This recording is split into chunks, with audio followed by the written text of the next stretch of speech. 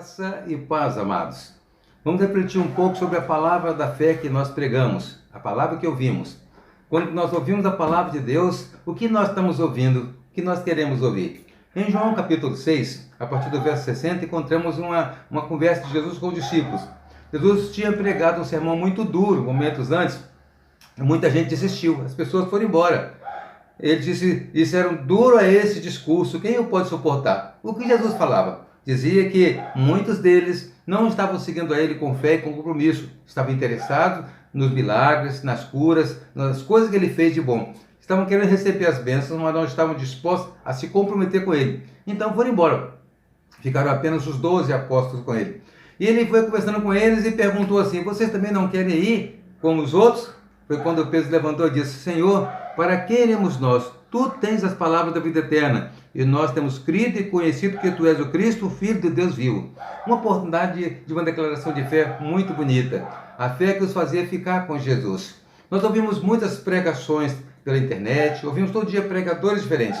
Esse tempo que a igreja não está se reunindo, as pessoas em casa podem acessar o YouTube e ouvir mais diversos pregadores.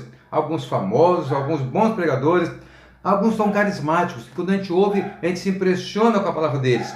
Há também aqueles que são liberais, que falam coisas que são realmente confrontação com a fé, que não acreditam muito na própria Bíblia. Há pregadores que são falsos profetas. A gente percebe logo quando começa a ouvir que prega contra os ensinos de Jesus. Então nós temos que ter a capacidade de saber qual deles está falando palavra de Deus.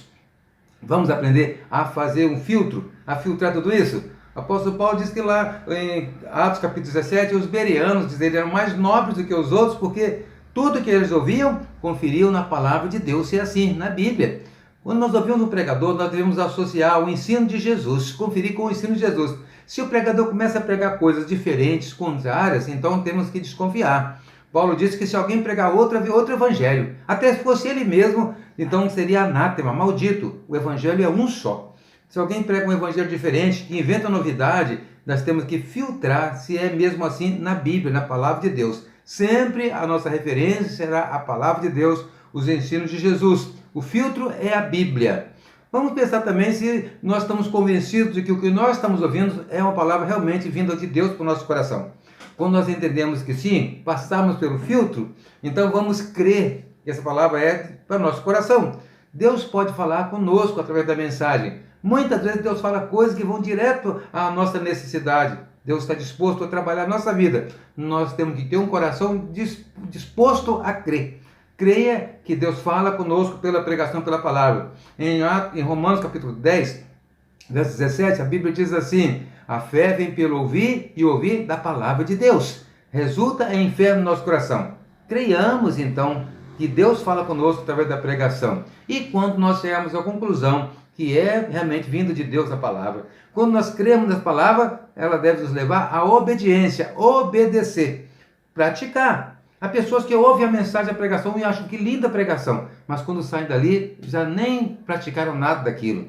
A Bíblia diz lá em Tiago, capítulo 1, versos 22 e 23, que quem ouve a palavra e não pratica é comparado ao homem que olha seu rosto no espelho, mas quando se vai, esquece de tal como era. Imagine alguém que olhou no espelho quando vira as costas, mas não lembra mais como é o seu rosto. É assim que a Bíblia fala das pessoas que não praticam aquilo que ouvem. Sabe que é a palavra de Deus, até creem que é a palavra de Deus, mas não traz para a sua prática. Não muda nada na sua vida. Quando você ouvir um bom pregador, você precisa saber como reagir, como isso vai resultar na sua vida em alguma bênção de Deus. Ouvir boas pregações é uma oportunidade muito boa de trabalhar a nossa vida, a nossa prática. Pode ser que você ouça um pregador emotivo, que quando você ouve, você se emociona e chora. Há pregações que levam as pessoas ao quebrantamento, mas não pode ser só aquele momento de emoção. Se não resultar em mudança, não é nada. Há pregadores duros que fazem a gente tremer, ter até medo. Pregadores duros que podem nos fazer pensar que nós estamos mal. Há pregadores que são divertidos, que fazem a gente rir, contam histórias. Alguns irmãos se lembram de histórias de pregadores, mas nem mesmo se lembram do que ele pregou. É a palavra de Deus, a pregação que é a palavra de Deus, sempre vai ser para nós uma confrontação com o nosso pecado. Vejam a história que nós lemos de Jesus lá em João capítulo 6. Quando ele fez o sermão duro, as pessoas não gostaram de ouvir porque confrontava com o pecado deles. Ele falou: vocês estão vindo atrás de mim só por interesse, não estão dispostos a ter compromisso, vocês estão vindo só porque viram multiplicar os pães, porque viram curar seus doentes. Eles queriam as bênçãos. Jesus confrontou essas pessoas com seu interesse puramente material. E eles não gostaram de ouvir. A palavra de Deus precisa ser para nós, a cada dia, confrontação com o nosso pecado.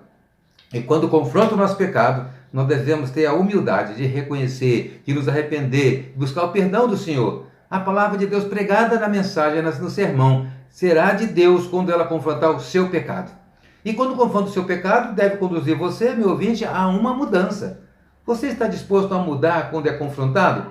Ou vai fazer como aquela multidão que deixou Jesus e foi embora? Se você está disposto a mudar, esse é o resultado da confrontação. Mudar o seu pecado. Mudo eu mesmo. Eu mudo a mim mesmo quando eu vejo que eu estou errado, quando eu reconheço o meu erro. Sim, Jesus falou com aquelas pessoas, os discípulos, que talvez no outro tempo fossem com a multidão, eles já tinham agora uma atitude diferente. Eles ficaram. Somente os 12 não foram com a multidão, ficaram, porque estavam dispostos a ter compromisso. A palavra que confronta, que provoca mudanças, nos leva a ter um compromisso. O comprometimento dos discípulos era agora a resposta que Jesus esperava. Senhor, para quem iremos nós? Tu tens as palavras da vida eterna. E nós temos crido e conhecido que Tu és o Cristo, o Filho de Deus vivo. Não era uma fé apenas por emoção, não era uma fé por empolgação, mas uma fé baseada no conhecimento. Não só creram, mas já conheciam bastante a Jesus para permanecer com Ele. A palavra que confrontou, a palavra que provocou mudança, a palavra que levou ao comprometimento. Sempre que você ouvir uma pregação, quando ela vem de Deus, ela há de provocar na sua vida esse efeito. Poderá confrontar o seu pecado, levar você a uma mudança e te estimular a ter compromisso com o Senhor. Que hoje você possa refletir sobre isso. Quem sabe seja o momento de você mudar a sua atitude, a sua maneira de ouvir uma pregação.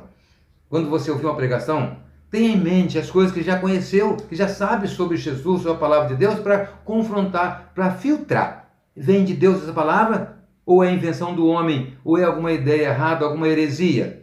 Quando você entende que a palavra vem de Deus, deixe que ela confronte o seu pecado. Porque se há pecado na sua vida, ele precisa ser confrontado para ser corrigido. Você deve se arrepender do seu pecado, para se comprometer com o Senhor. Que hoje você comece a ter uma atitude assim, de filtrar, de crer e de também obedecer a palavra de Deus. Que hoje Deus veja em você um coração disposto a comprometimento. Que tal nós fazemos uma oração agora? Quantas pregações você já ouviu? Quantas mensagens já ouviu? Quantas deram de fato um resultado na sua vida? Você se comprometer com o Senhor para obedecer. Vamos orar? Nosso Deus, nosso Pai, que a Tua palavra seja sempre confronto com o nosso pecado. Nós não queremos ficar em paz com o pecado. Que a Tua palavra nos leve sempre a aumentar a nossa fé e nos leve a nos comprometer para obedecer o que o Senhor fala conosco. Ensina-nos, Senhor, a fazer a coisa certa em nome de Jesus. Amém.